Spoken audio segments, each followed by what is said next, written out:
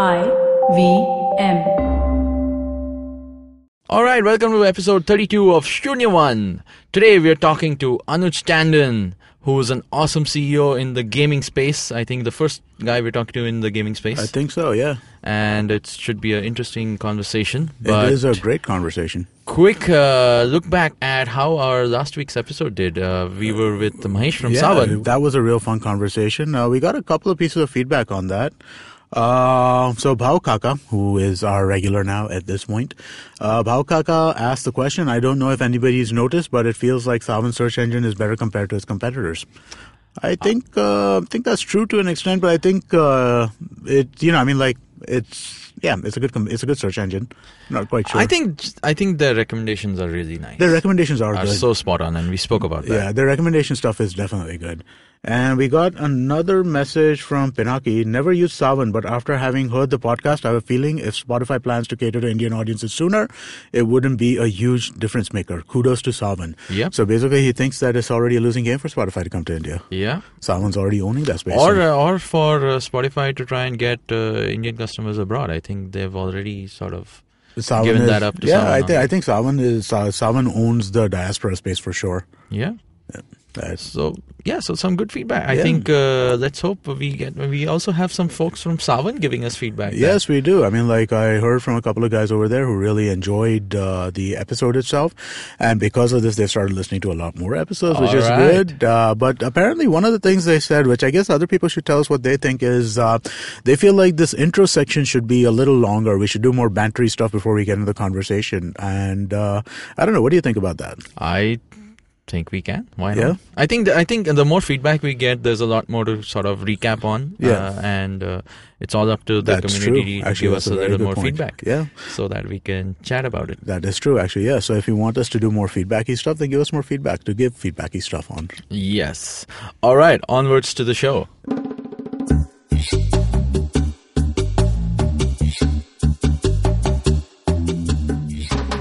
All right, so today we have Anuj Tandon, the CEO at Yoozoo Games India. Thanks for having me, Ashila. Yes. All right, so it's finally good to have you. You've come down all the way from Pune, where all the happening things in gaming are going on, I think. I think so, yes. That's why you've chosen to be there. Is he our first out-of-town guest? No, Miten was from Delhi. Okay, I guess so. But yes, although you're closer by, I think the trek to Bombay is harder. But thanks so much for doing this, Anuj. So just to give you a little background, Anuj, after of course starting out in Infosys and Tech Mahindra, like a lot of people do, went on and started his first company, which was Yoozoo Games. Yep. Right? Yeah. So you've been a gaming entrepreneur since then, 2010. Yeah, almost now 7.5 years into gaming, Yeah, so after Yoozoo, you went on to be the head of mobile game publishing and marketing at Nazara, which is making the news. Yes, probably be the first gaming IPO in India. Yeah. And now you're the CEO at Yoozoo Games in the country, and Yoozoo's a big brand. Yeah, it's just a $4 billion valuation company. So pressure is good. So it's a big one. Yeah. So let's jump right into that. So how did you get into gaming? The story so far, and I mean, I think what a lot of people don't know, which we'll talk about later in the show, is what is the big business? You just mentioned a big number right here, and what is the business of gaming? So we'll get into that, but why don't you tell us about the story and how it all happened for you? Sure. So I think as all Indians, middle-class Indians at growing up in the 90s, we all played Mario. We started off with the Nintendo SNES systems, and we played Mario, Duck Hunt, and all these kind of games. And then what happened was, for majority of Indians, we skipped the console cycle. As to say, because of the high hardware and software costs, we did not buy the PS and the Xbox when they originally came. Yeah. Only a few people in Tier 1 and metros actually got exposed to them. And PC games were still a thing, right? FIFA, Age of Empires, Counter-Strike. These were the games that people got exposed to, and that was the same for me. And around 1998, where it was when I first played my FIFA game, first FIFA, and that was when I actually, after the Marios, I fell in love with gaming again, right? And that being said, in engineering college, we had competitions every year for gaming. It was called Nippon in our college, where we organized FIFA, Age of Empires, all these kind of games, competitions, and tournaments and stuff like that. And I was in the hostel, boys' hostel, and the only thing you do in boys' hostel is two things. First thing I won't mention. Second thing, you play games. So we kind of played a lot of games, and then that was the interest point also. But then, like a typical guy, I got a job in Infosys, did not know what to do with it, so I joined it. That's a typical guy, engineering grad, got job in Infosys. So yes, and then we had the money to actually buy a PlayStation, right? So me and my roommates used to play a game all night and then report to office late almost every day, there was always a thought that this is such an industry, but the thought to join or to make games was never there, right? The opportunity came in 2010. I was working through Infosys at British Telecom in London for about 1.5 years, and I came back. I was preparing for my MBA, gave my GMATs, and then when my roommate from my previous times and my friend Rohit sort of came back from US, we saw an opportunity when the iPhone had just released. Oh yes, around 2009. Yeah. So the App Store had just started. Making some business of it, and the first Fart app millionaire had happened, right? Wow. Yes. Yeah. I remember that. So that was the time when we thought, hey, why don't we make games for the iPhone? And that's when we started the journey of, when that entrepreneurial idea came in, and we started off in 2010 officially, and we made some really, really good games. We made games on sports, because I was a big sports game fan, and the first game that we made was a game of squash on mobile, right? Wow. Because we were thinking of unique ideas as to what to do, and tennis was already done. So squash. We were the first squash game on mobile. Yeah. Wow. And we got sponsorship from Dunlop. So that was a good thing at that time. It made us some money, and it validated, hey, we can do a business around this. Right. And then we did the world's first badminton game, and then moved on to tennis and other things as well. But that's how the journey started of, getting into games at Rollicule. And that was the starting point. After that, when we did a badminton game and a tennis game, we sort of got into the world of, how do we scale this up? And then at that time, venture capital and these things have started to, come. And we did not realize, how do we get investment and things like that. So we started attending conferences like every entrepreneur would do. And we got selected into, it was called Power of Ideas, Economic Times, 2010. And we got incubated by IIM Ahmedabad, CII. And there we got initial funding of 20-25 lakhs. We got our first office, got a first team, hired some freshers, started making more games. And all this while it was just you guys coding with a small team? Yes, just 3 interns and for the artwork and programming, and then the business and marketing side of it. Wow. Yeah, and post that, it was around 2012 when we got our first round of investment from Mumbai Angels and Bloom Ventures. Nice. We raised close to around $300,000, and that was our first round of investment. And so we expanded the team, had a full-time office. We had around 10 to 15 people. We made more games. They did decently well on the App Store. But at that time, around 2012, if you see, the App Store had evolved a lot. Right. From paid games that were doing well, the new concept of in-app purchases and freemium games had started coming over. And at that time, around 2013, 2014, we also did something really cool. What we did was we built a technology called as Roller Motion.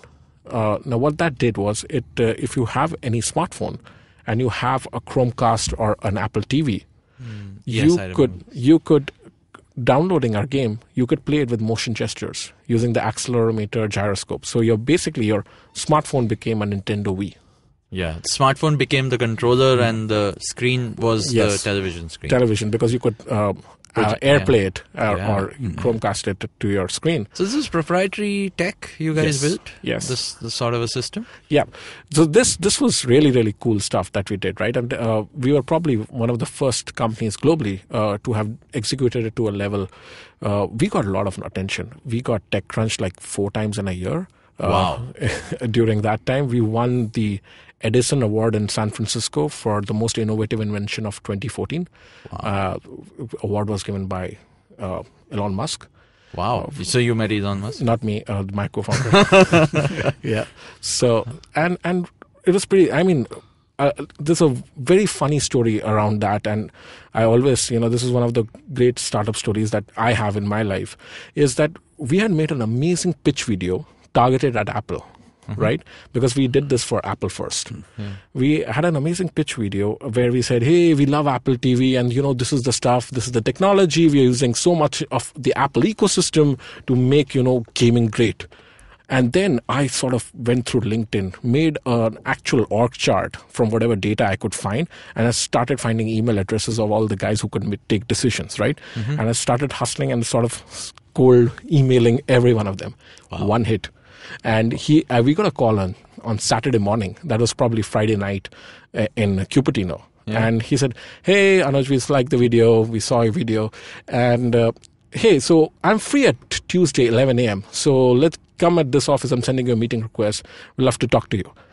I assume, do they think we are in San Francisco sitting? We could just walk in at Tuesday 11 a.m. We said, we didn't respond and say, okay, no problem. We'll see you at Tuesday 11 a.m. And then we were scampering for tickets. We were actually had a layover at Hong Kong. We went fly through Cathay, and there was an 8-hour layover. Okay. And the team was working in the office because we had the product. It was not 100% ready. We just sent a pitch video. We were hoping, it might hit, it might not hit. Right. And at the 8-hour layover, we were testing the game. We actually had the Mac, and we had a dancing game and a tennis game.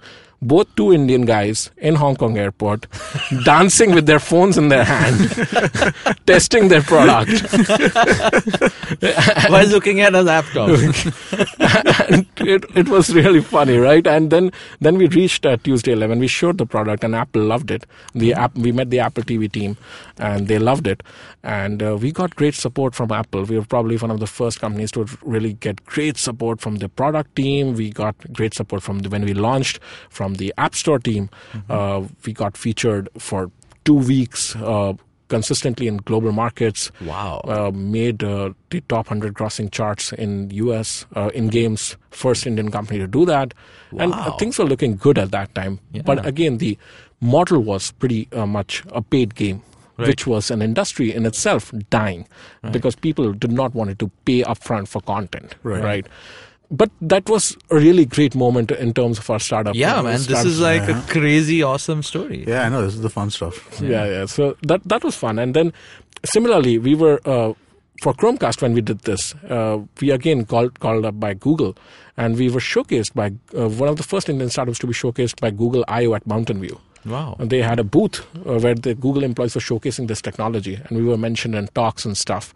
Wow. So it was pretty cool stuff, and that's how we came the top 10 startups, met Mr. Modi in 2014 at a NASCOM event, and that was the cool stuff. The problem here was, if you look at the business side of things, the market was dependent on, say, a Chromecast or an Apple TV, which did not grow as we had thought it would grow, right?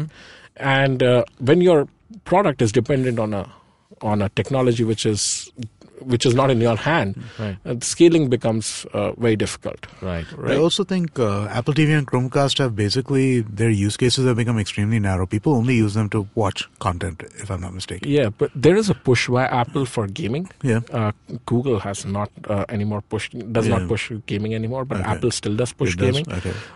But even if you look at the keynotes that Apple does every year, they have one section for Apple TV and gaming itself. Okay. So they are still trying to push it. But the push is the market is just too small to make a big business around it. Right. Yeah. It was still a niche market. I think it's small, even from just the number of people who are using these things. People who use them love them, but I mean, very, very few people I've come across use them. I mean, even in the tech space, I find most people are like, I have a smart TV, I'm fine. Yeah, and not just that, but also how much time can you dedicate to gaming on the smart TV?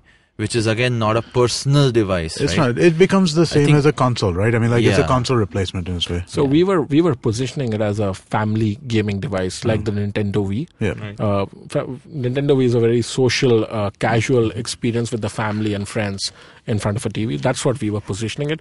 The positioning was correct. I think just the market factors were not in our control, and that's where we lost out. And then the story happened that 2015 we sort of again pivoted back to making freemium games, and by that time the freemium gaming market had matured to a level where the user acquisition costs of you had all the Kings and the Supercells who were spending close to $200-300 million on user acquisition every year. You mean like paid advertising, basically. Paid advertising. Right. And even if you had a great game and you got featured by Apple, and we did that, we got editor's choice by Apple, right? That effect lasted for like a month, and then you had to pump in UA money to get your games up again, right? Even if it made sense or did not make sense at that time to spend so much. And we needed more capital injection from VCs. But at that time, the gaming market had matured so much for the global audience that we couldn't find enough traction. That's when me and my partner had a sort of a different view on how we should take this forward strategically. And we did not see eye to eye as to where we want to take this. And I sort of moved out and joined Nazara. Yeah. And that was a different ballgame because then you're making games for the Indian market. Oh, okay. So you guys were at Rollicle were not really addressing Indian market per Not se. really, yeah. It was more global. Nazara by then, how had Nazara come up by the time you jumped on board? Nazara is a very old company, right? Yeah. It's a 17-year-old company started by Nitish. He's a very battle-hardened entrepreneur. It started as something not gaming, right? It started as like some sort of portal kind of business, if I'm not mistaken. Then it moved to gaming very quickly. Yeah. But I remember that from like way back in that it was like... I think it's called Nazara because it was like, I think it was a movie website or something like that. Am I wrong about that? I think it started off as a content play, but focused on gaming. Okay. Gaming focus was always there of Nitish, but he obviously in his journey, he will be able to explain better as to what are the pivots and why the pivots happen. But at the time you joined, right? It was a hardcore gaming company focused on India. Growing. I would not say hardcore because in gaming, hardcore means something else. Right. I should be careful with my terms here. So it was a casual gaming company focused on India. All right. Right. So it has a very huge India focus, and they are also global with their product. Like they are basically catering to markets like Middle East, Africa, LATAM, and India. So my focus, along with they had a new CEO as well, Manish Agarwal from Reliance Games had joined there, and then I joined as the head of mobile game publishing and marketing. The vision was to really create a market, products for the Indian market, and because the number of users in the Indian market are growing crazily, like we are still number 2 on the download charts of games globally. Wow, in India. Okay. Right, as per Google Play. So that is an opportunity in itself that people are interested, they are downloading stuff. Whether they pay or not pay is the second part of the story. But the huge install play, obviously there is a business model of using ads to sort of get installs. Make money out of those installs. Yep. Right. So that was the focus of that. And in the year I was there, we sort of managed to, from nowhere, we were the only Indian publisher in the top 10 in the list of App Annie, Indian publisher in that list of top free games. Wow. So, which games were these? I mean, which still remain Nazara's, I would say, hallmark games? Nazara, the strategy that we had was using IP, popular IP that you have in India. So we signed up kids IPs like Chota Bheem, Motu Patlu. All these worked really, really well for us. We also have signed like Virat Kohli. Oh, nice. Hrithik Roshan. So all these guys we had signed. So we would have a game and on these IPs, and then that will help us gain traction among the people who are coming new to gaming. Right. So if you're a smartphone owner in India, you would rather search for content which is with IP than to say try a game which is without IP. That was the thought process that we had. And we're not talking about the tier ones here. We're talking about the tier 2, tier 3 cities where the actual growth of smartphone is now happening. Right? That we say that IP is more relatable for them to try a gaming product. Like the brand or the brand name of the person or the product is something they start their intent with, right? Yes. So the acquisition becomes easier. Like movie, I'm guessing movie games and stuff like that too. Movie games also, but like we have but these are the problem with movie games. So they are time-based events. Right. Games have a longer life Right. than say for movie games. So even if you see globally, if you look at Kim Kardashian game, it's not based on her serial. Right. It's based on her life completely. So you have a longer play to play. Whereas if you look at even like the Marvels and they do movie based promotions. Right. But the game lasts much longer. Right. So you have to use the IP for the complete franchise. Yeah, no, that makes sense. I mean, like Star Wars is the same kind of thing, right? Where they have Star Wars games, which are wider universe games, but then when there's a movie coming in, they'll start throwing in stuff which is movie related. Exactly. Yeah. So the problem with movie-based games, it's like 2-week curve that you get good numbers on downloads, but then it dies down if the game doesn't have legs in it. Whereas if you have an IP like say a Virat Kohli, you would make a game, and then when he's hit 100 or he's going on on say World Cup, you can have in-game events which are hugely hyped up at that point of time. Wow. Yeah. So all of these are obviously market linked. I would say marketing opportunities, and hence you weave your content into your product, right? So, but gaming as I wanted to pick on one point you just said. So the tier 2 and tier 3, right? When they look at gaming is after all recreational. It's a recreational activity, right? So is it in the same vein as looking for, let's say, when you say Virat Kohli's videos or Hrithik Roshan's songs or whatever, right? Do people did you see that people discover gaming as another byproduct of their celebrities branding, or is it like they are looking for games? Like, are they gaming hungry as a segment? So Sheila, I answered this a little earlier. Like number 2 country and globally, right, in terms of downloads of games is India, right? Wow. So on mobile devices, so people are looking for games to play. Yeah. Naturally itself. Now, whether it happens as a byproduct, say for watching a Hrithik Roshan video, or maybe he tweets about a game and people start downloading, that is something which, frankly, when you're doing an IP-based games, you really don't care about. Wherever you get it, you get the numbers, right? But good point. I mean, I've not really thought of it from that perspective, but I still think India is a huge market for gaming right now in terms of downloads as well, and the revenues are also increasing crazily. Wow. And that's where you basically add Nazara, and Nazara continues to do that, and obviously that's why they're on their way to this big story, right? Yeah, so Nazara also does with a huge part of the businesses through subscriptions. So a majority of the revenue comes from gaming subscriptions as well, where they partner with various telecom carriers, and the billing happens from there, and the users subscribe, kind of a little like it used to happen in. This must be a recent development, though, no, right? No. I mean, so this is the old school way of making money in gaming, right? The recent development is making money through Google Play and Apple in-app purchases and ads that you run on them. The old school way always was in India to make money through telecom partnerships.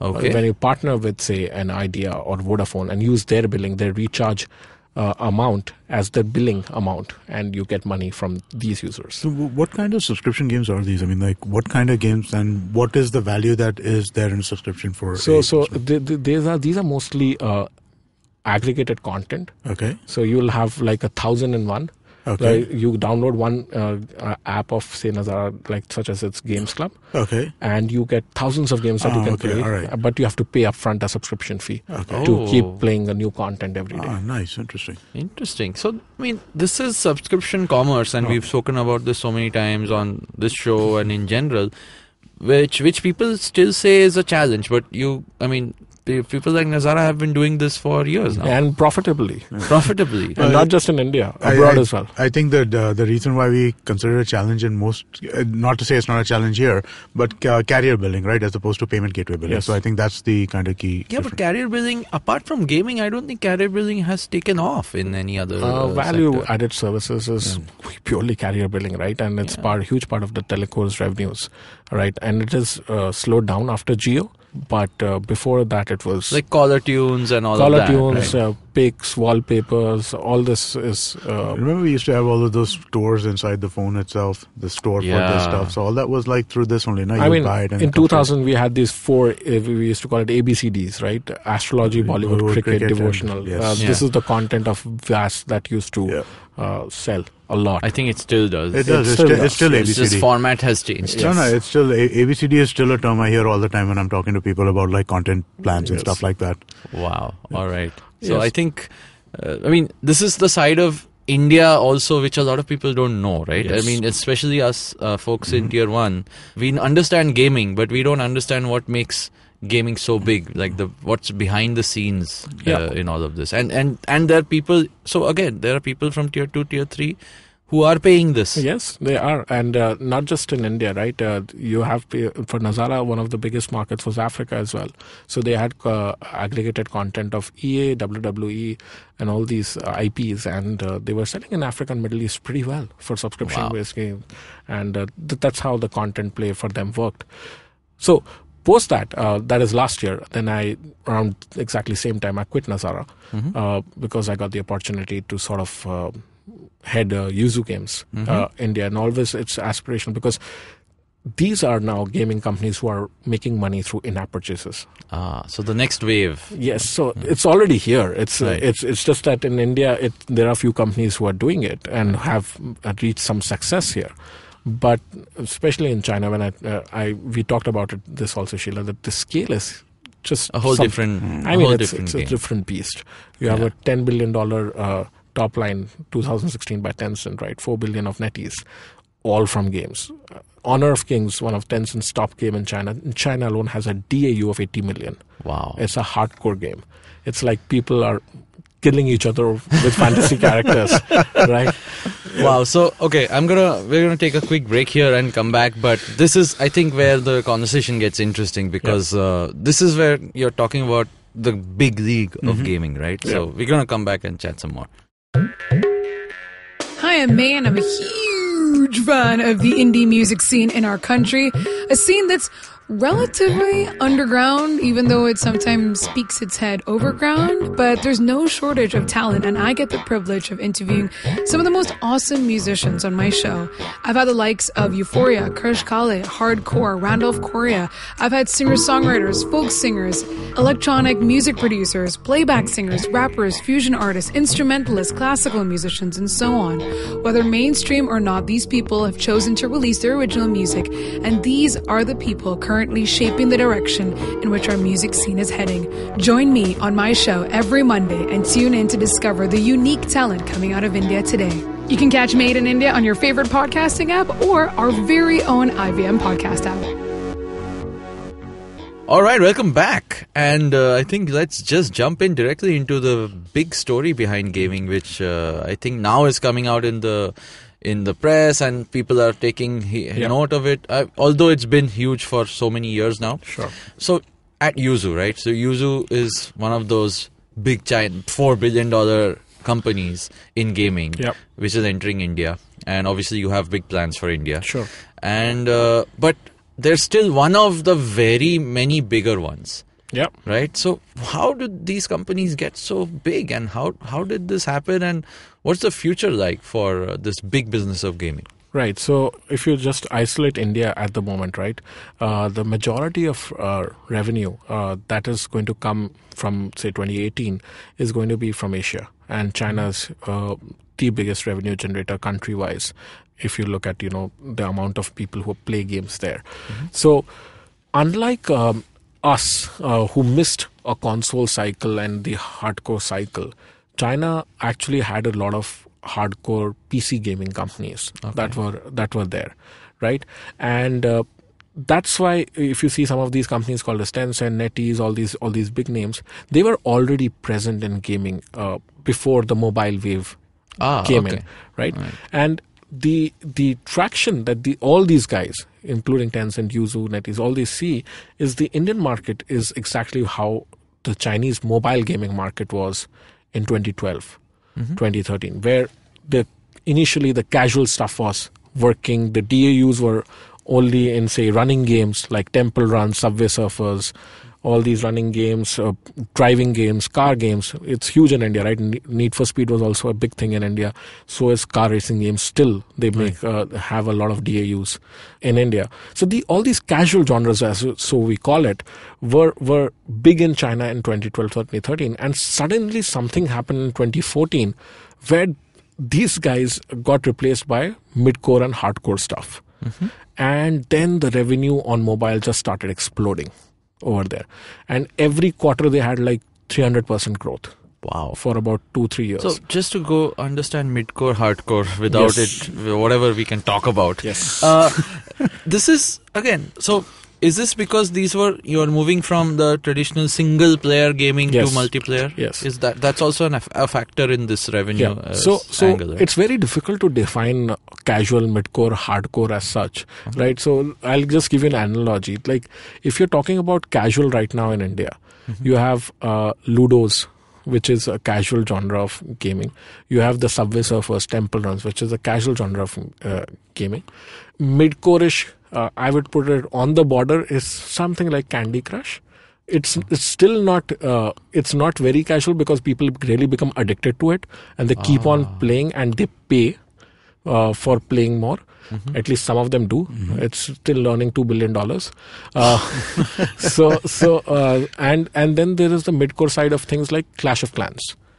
Clash of Clans is pretty mid-core, where people play a lot of money for in-app purchases, and it's still not hardcore. Now, hardcore is something like with genres which we call as role-playing games, which are very art-heavy, fantasy elements heavy, killing heavy, and the audience for this is very small. These are probably the console guys who are coming to mobile for some good content, because now mobile, the quality of the stuff that you can put on a mobile has greatly increased. Right, and that is the hardcore stuff. Some of the games that we have in the hardcore stuff is called Legacy of Discord. It's a Yoozoo game. It's now last month it earned close to $42 million in a month, revenue wise. Wow. So these are small set of people who are playing this game. The daily active user of casual will be the highest. Right. Mid-core will be lesser than casual, and hardcore will be the least. But if you look at the in-app purchase revenue, it is absolutely opposite story. Okay. You have the most paying users in the hardcore, then you have in the mid-core, and then you have in the casual. Wow.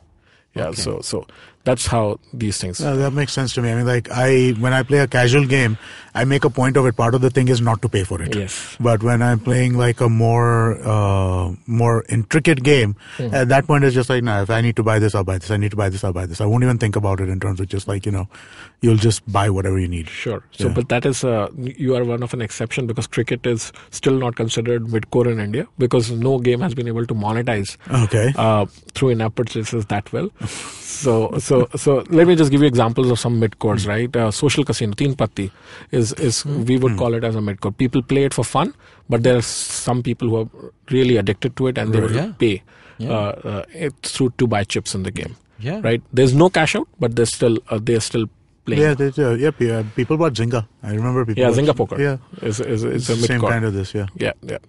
Wow. So I mean, again, since we jumped into actual payments in games, right? Yeah.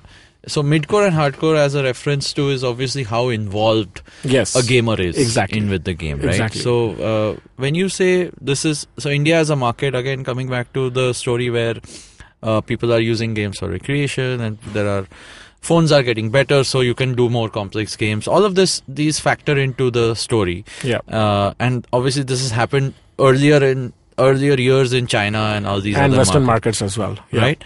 But the sheer volume which you're talking about, the numbers here, like the billions of dollars in revenue which you're talking about, right? Yeah. This, I think, is very unique to the gaming sector. Yeah. Because no other mobile app sort of makes these sort of numbers, right? No, as a sector, do you see these individual apps making this amount of money? So I think now if you look at the top grossing charts across, you will see, at least globally, things like Tinder, Netflix are now ranking above games for the first time. Yeah. This has happened in the last year. And that is partly due to the subscription billing in these markets that have really taken off. Right. So I would say before that it wasn't the case. It was all games everywhere. And if you look at comparatively, games are still making more money on App Store than any other category of apps. So yes, you're right. Games have a tendency to make more money, but the point why people love to play games has been like, initially every tech, if you look at it, right, two biggest industries that adopt to any technology are porn and gaming, right? They are the innovators of any new platform that comes in, whether it is VR, AR, whatever. You see games and the porn industry really taking it to it and innovating. They're on the cutting edge of tech, right? Or using tech. Because I think globally, if you look at the gaming revenues in countries like UK, it's more than even the movie industry or things like that, right? Even Hollywood falls short or goes neck on neck with the gaming revenues. I think it crossed in like 2015. Gaming went higher than Hollywood did. Exactly. So things like this. So it has been a huge industry. It's just not a very, very sort of predictable industry, right? Like the VC industry. So if you're making like 10 games, and there is a cycle, there's a chance that all 10 might just flop, or one just becomes a big hit and it sort of takes care of the other games that you are publishing, right? But the business of making games, and there are two kinds of people in games, right? One are the guys who are the really creative kinds, who really want to make really good games, and they make games for themselves and people like themselves, like storytellers, more like people who make movies, and like indie filmmakers, right? And they are also called indie game developers, right? They have a market for themselves, and they are people who really enjoy making games, and they love it. And then there are the blockbusters, right? Like the movie studios and things like the Salman Khans of games. Yes, in a way, right? And these are the guys who are like Candy Crushes. Match 3 games were there before as well, right? It's not like you didn't play Match 3 games, but then King came with Candy Crush, did a few tweaks in the game design, and just took off. Yeah, right. So they are not really the indie types. They are more of the studio types who want to make the formula based. And then there are very few companies which are actually got the mix right? They are creative as well as very, very focused on revenues. Supercell is a great example of that. They make great games. They innovate a lot in games, and they also make massive revenues, right? And the process, like, if we know how many games of Supercell have really made it big, there are 4, right? Heyday, Boom Beach, Clash of Clans, and Clash Royale. Wow. 4, right? And we're not even talking about Zynga, which you just mentioned, which used to be the sort of the leader in this. But no, Zynga was social games. No, it was a different thing. Yeah, they were never really mobile. Their mobile games suck. Sorry. Yeah, but now they're making a comeback. The last so it's the next wave. So just sorry, I cut you off. So but Supercell. So for the 4 games that they made, they killed 42 games. Wow. Okay. So they made 42 games and they released 4. Okay. And so the others didn't even make it to market. They didn't make it to the market. Oh. Not even to tests. Wow. That's interesting. I mean, like, if you already put in all the work, why would you not put them out? That's how obsessed they are about product quality and consumer focus, right? So they have got that balance absolutely right. And very few companies have been able to achieve that, right? And but that goes to show how deeply involved a gaming product development cycle is also. Right? Actually, making a game tells me something of not exactly the opposite, but it kind of leads me into like a slightly different context, because if the amount of effort that goes into making each individual game is so high, how can you only release 1 out of 10? I mean, like, as a guy making content, right? I mean, like, it's not the same, but it's different. Maybe. Yeah, but I mean, like, 1 out of 10, isn't that means that you can afford to throw away 10 things you're doing and release one of them. You know, I mean, like, that means that the amount of effort that goes into each individual game that you're making can justify that, right? Yes. And that's a tough thing to justify. I couldn't justify that over here, that if we do 10 episodes and I only release one of them, I could not justify that here. Yeah, so a lot of people cannot do that. Yeah. It's just the culture of Supercell as such. Yeah, exactly. That they have made this. For example, another company, Finnish company, is Rovio, right? Yeah. Oh, yeah, of course. So their biggest hit, Angry Birds, was this 50-second game. Yeah. So they After releasing 51. So they released 51 games. Right. Bounce was very popular in Nokia, but Yeah. 51 games and then 50-second game Is and the one and which took it then off. made that really big. So if you look at you're having 10 episodes, maybe 1 or 2 really takes off. Right. But you are still releasing 10 episodes, Yeah. right? Yeah. So there's Yeah. different approaches, different culture as to how you want to play that game. Yeah, no, I understand what you're saying, but it just sounds like kind of. But that's the hard call, I guess those guys had to Yeah, it take, is. right? Yeah. And obviously, I don't know if they did that from day one. They did that from day one because they had $40 million in Exactly. bank. So that answers your question. That gives you the Why ability don't to do you a lot of get things. a few $1 million and you start throwing away episodes? Then I'll start throwing away episodes. $40 million, come on down, and then we'll start throwing away episodes. Yeah, but then that's the very difficult part, right? For VCs as well, which horse do you back in gaming, right? You have to have a great team, great experience to sort of get that. And so many other things have to go right. Yeah. I mean, you can have the best team. It's like saying, again, just since you used a movie analogy, it's like saying you get the best actors and directors and everyone and give them a lot of money and expect that they'll come with something which audience likes. Yeah. But we've seen the best guys also have duds. Yeah.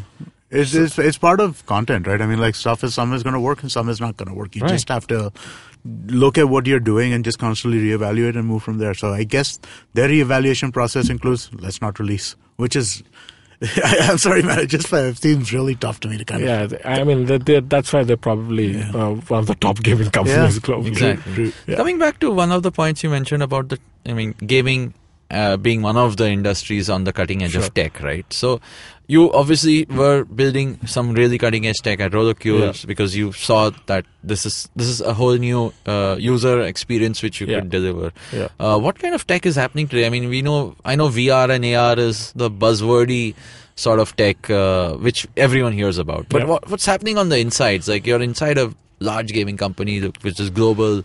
What's the cutting edge tech that you guys are using beyond obviously the huge amount of cloud-based computing you guys have to do and the number crunching and so on? So what can you tell us about the tech behind the scenes? So last 2 years has been like synchronous multiplayer games have been the challenge that most gaming companies are trying to solve on mobile, right?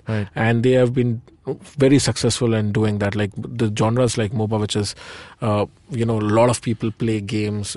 You make teams of 5 people who battle against 5 against each other, and it happens live, right? And that's happening on mobile, right? And making that all possible, synchronizing across various data connections and stuff like that is some of the key innovations happening in the gaming world right now, apart from AR and VR, which is also being done. So this is, I think, the single most biggest tech challenge. And the second is, I think, data. Gaming has now become a lot of science. It has a lot of science as well as the creative side of it. It has a lot of data, number crunching, and constantly doing live ops to improving your numbers, right? Running live events across servers and things like that to really make money, to increase your revenues, right? So, for example, Legacy of Discord, when we started off with just $1 million a month, now we've come to $42 million a month, right? It's not like it has all happened organically. There are things that you have done in the game. You have launched certain things. You have worked on it to make it happen. So, and it's like this continuous, intense cycle. You have to like measure everything, yes, and tweak just the right thing. Exactly. Right from which character costume is selling the most. So increasing the price on that from that, and which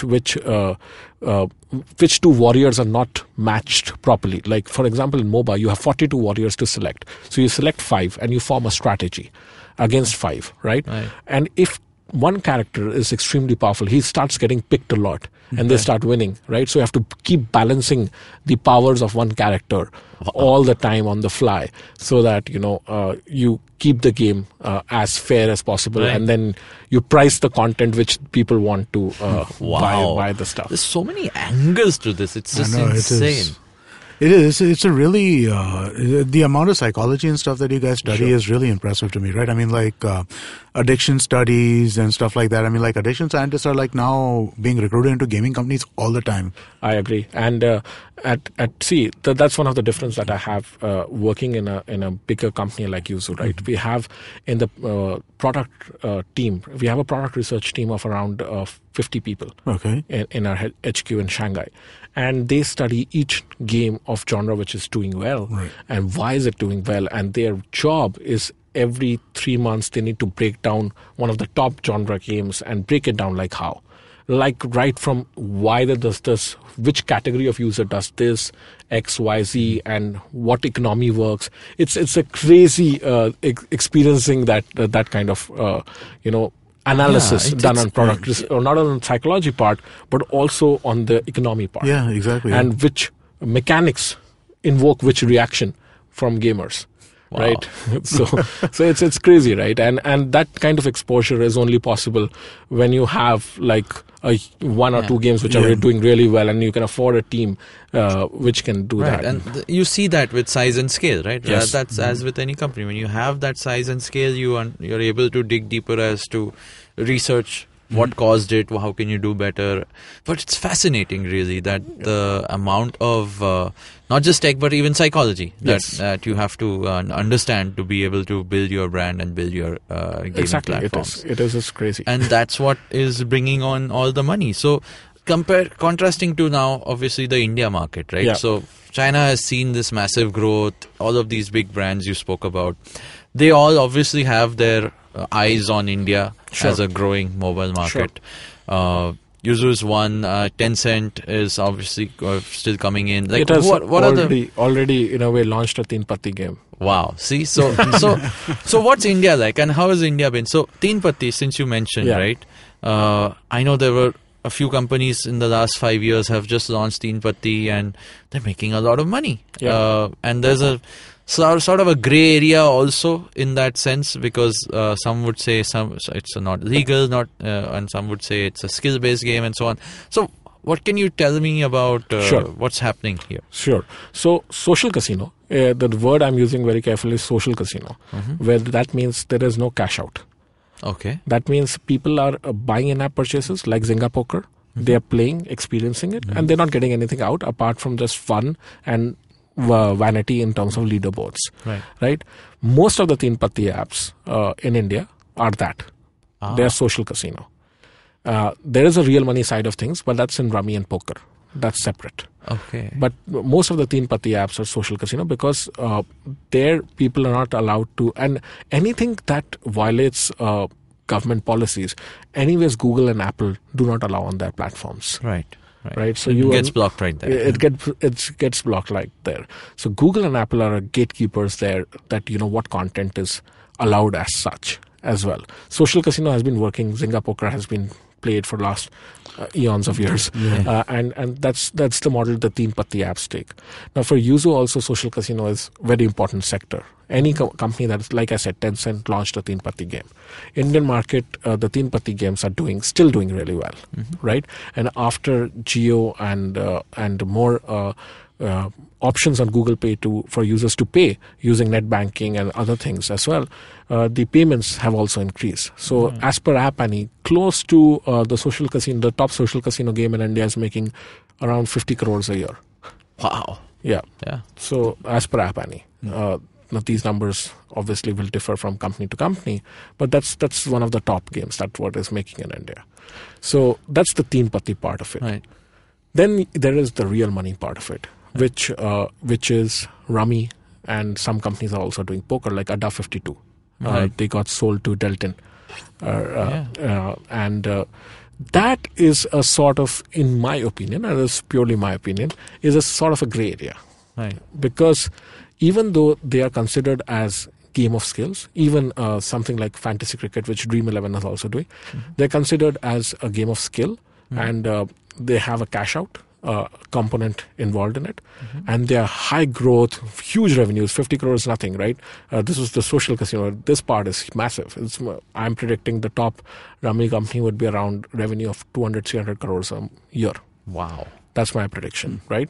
And there's huge money in India for real money gambling.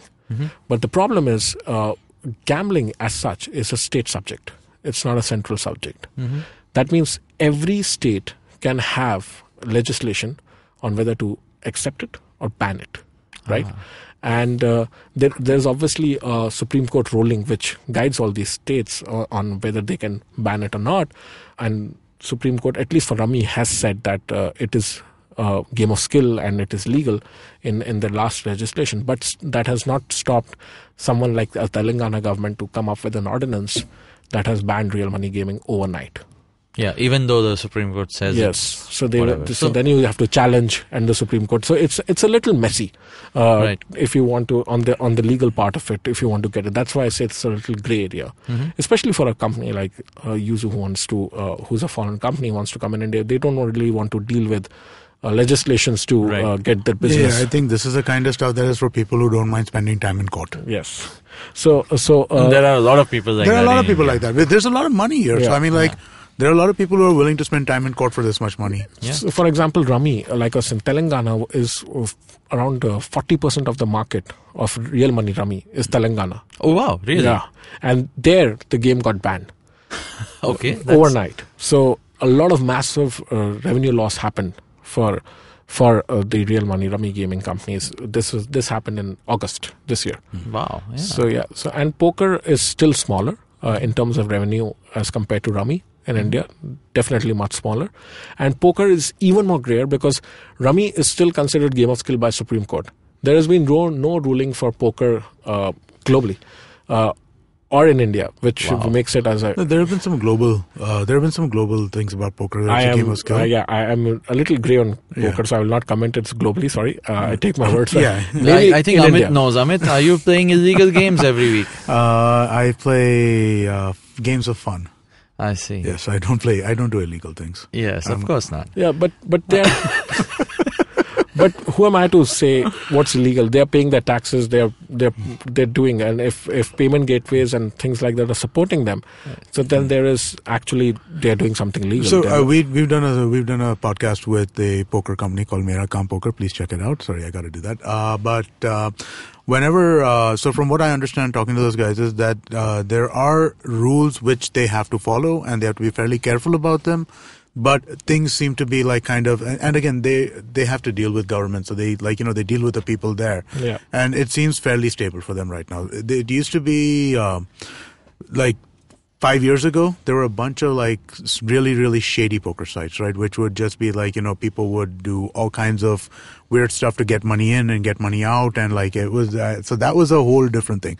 Now things are a lot more kind of clean. Yeah. So I believe as a nation, we are moving towards more tolerance towards gambling itself. But it is a subject which evokes high emotions in people. Yeah. Right? It's a very polarizing subject. Yes, and tomorrow, if one moral guy sitting out of somewhere finds that this is not good, it might just clamp down on there's no question. There's ridiculous risks. Or if someone important loses a lot of money. Yeah, that's true. That's possible, man. What? I will sue this company and get my money back. No, but there are crazy risks involved with this, right? Even in more mature places where poker is more accepted, right? In the US, they basically shut all transfers in from poker sites down, and that kind of killed the market completely. Oh, okay. So I mean, they're even in places like that, these things they're not that easy. So you have to have an appetite for getting into. Yeah, that's true. dealing with crap if you want to run a poker site, basically. Right. But there's a lot of money. Yeah, so there's a lot of money. There's a lot of money there. As it is in gaming. So what's the outlook like? I mean, just to sort of understand going forward for a company like Yoozoo, for everyone else, what's the outlook like? People have more mobiles, more phones, more data. We're still the same country with love for cricket, love for, ABCD. At the same time, you have, like you mentioned, Ludo earlier, which is going nuts right now. Yeah. So what's it going to be going forward? So I see that there being two markets as well. One is your tier 1 or tier 2 market, which is going to be games that are going to be targeted, like global games, like Clash of Clans is played at tier 1 as well. People get it. More people from tier 2 will start playing those kind of games, and there will be eventual shift. But predominantly for the next 2 years, if you look at just numbers in terms of daily active users, the casual games like Ludo, runners, driving games, these are still going to be very, very popular in India. Just in terms of number of users. But if you look we're talking tens of millions of users a day. Yes, now Ludo King publicly released the numbers of 10 million daily active users in India. First Indian app, in my opinion, with gaming. That kind of active, with right? that And kind this of, is the few kids in Bangalore. No, Ludo King is in Mumbai. Oh. So it's a game company based out of Mumbai. And I've been hearing crazy things. The few kids of Bangalore is actually Ludo Star, which has become immensely popular in Middle East. Okay. Ludo is very popular in Middle East. Who would have known? And it's making money there. Yeah. It's making money there. And this is and I've played it. It's making money simply I think just to kill your frustration, you have to pay money. That's what all these games are, right? I mean, like, I've only ever once bought Candy Crush, and that's because I couldn't get past one particular level. Yeah. And it's just like, it's built to do that. It's like, come on, I'm so close, get me there. But that's what it is. So that's going to be the biggest, you think it's... No, so I see this is the trend of 2017. Obviously, 2018, we're going to have a few more new games that are going to come in. Right. 2015, Teen Patti was really a big thing in India. It still is. It's still growing. It's not like it's dying down. So social casino is obviously going to be a very important genre, for someone who's entering gaming in India. Right. But someone who's doing a casual genre, it's not certainly defined what to do next. Yeah, because there could be hit and miss also. Yes, there is a lot of hit and misses there. Like 10 people released Ludo, but Ludo King worked. Right. So what made that work and not the other 9? Well, really we have to analyze and do deep down and then figure it out. But that's something which you have to keep trying to get the next big and there will be random, we referenced Pokemon Go earlier. Yeah. So again, AR, VR use new tech, but jumped up and now it's, I think, dying. Not dying, but dying. I would say, it's changing, it's evolving. It's evolving, but they raised a ton of money as well, I think, to figure something 200 million they raised in Niantic. I think the idea is just AR gaming, right? I mean, like, Pokemon Go is a very simple, dumb implementation of what AR gaming can be. So now they're doing a Harry Potter game where you can actually use the phone. On sword, sticks. The phone becomes your, you can cast spells on other players. And in things the like, real world. Yes. And crazy. It's going to be interesting. Yes, that's crazy. What do you want to tell entrepreneurs and folks who are looking to join this crazy world of gaming? Yes, so next 3-4 years is going to be crazy in gaming growth in India. I think this is the time to get into it. Gaming is a great leveler. Like I said, it's a hits and miss business in the casual space, where even 4 guys sitting out of Bangalore can achieve success, and all of us who are sort of so-called 7 years in the industry are still figuring out why this works. So it's a great leveler that ways. But if you want to get into in-app purchases and mid-core and hardcore stuff, I believe we are now, it's not India, it's like there's content which is there working for India. It is we are competing with the global content like Clash of Clans and Candy Crush. So your quality level have to be right up there. Right. And I just don't mean quality in terms of graphics. That's more in terms of live ops and product work. Right. So that also involves high quality teams, right? Yes. I mean, you're looking at hiring high quality folks. I mean, do you think the talent for that exists in India abundantly? It is less, of course. I mean, in HQ and Shanghai, we have around 2,000 people, 8 studios, and 30, 50, 60 people research You teams. also have a building. Yes. So, and a private jet. Yeah, that my CEO has. Not. So, well, if you have $4 billion in revenue or net worth, I think you can afford I mean, that. the part is they're crazy. They grow very fast, right? It's 2009, the company got incorporated. 2014, they IPO'd. India doesn't move like that. Yeah. I was just telling him that, we are like an elephant. We start slowly, but if once we start running, you don't know how fast we move, right? Yeah. It's like Nothing stands in our way. nothing stands in our way. So I think gaming is that move. Elephant now, it has started picking up pace. So Nice. that's gonna be the future. In 2-3 years, it's gonna grow up big. Nice. All right. So thanks so much, Anuj. I mean, this was a whole power-packed episode about gaming, which with a whole lot of stuff even I didn't know about, right? And I hope, like you said, we get more talent into this scene. We get a lot more people thinking around the concepts of gaming, and there's so much to do. I mean, even if you're a psychiatrist, I guess you can get a job in gaming. Yes. Yeah. So it's not like it's only for people who have grown up on Nintendos and No, it's not. It's for consoles. everybody. It's for everybody. So Yes. let's hope more stuff like this happens. And thanks so much for being on the show. Thanks for having People me. can catch you on Twitter. Where? Anuj_Tandon at Anuj_Tandon. Perfect. So let's Yep. hope some folks reach out. Cool. And just remind you guys, please go to please subscribe to the Slack channel. Go to ivmpodcast.com/Shunya One, and over there's a button which says subscribe to Slack. And if you click on that and send us your email address, we'll send you back an invitation. Yep. And also reviews, iTunes, please 5-star reviews on iTunes. That would be good. Absolutely. And who knows, we will look to see some interesting new stuff from Anuj and Yoozoo and the gaming market at large. Definitely. All right. So Anuj will be there on Slack as well. he will. Let's jump in with any questions. Yeah, if you have any questions, please ask him. Definitely. We'll get him to answer them. Okay. Sure. Thanks. Thank Thanks you. for having me, guys.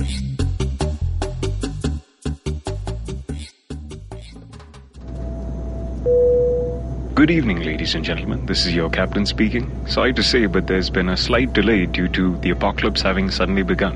As you can see, there's death, destruction, and chaos taking place all around us. But don't you worry, food and drinks will be served shortly, and I would recommend checking out IVM Podcasts. to get some of your favorite Indian podcasts. We'll keep you going till this whole thing blows over. Thank you.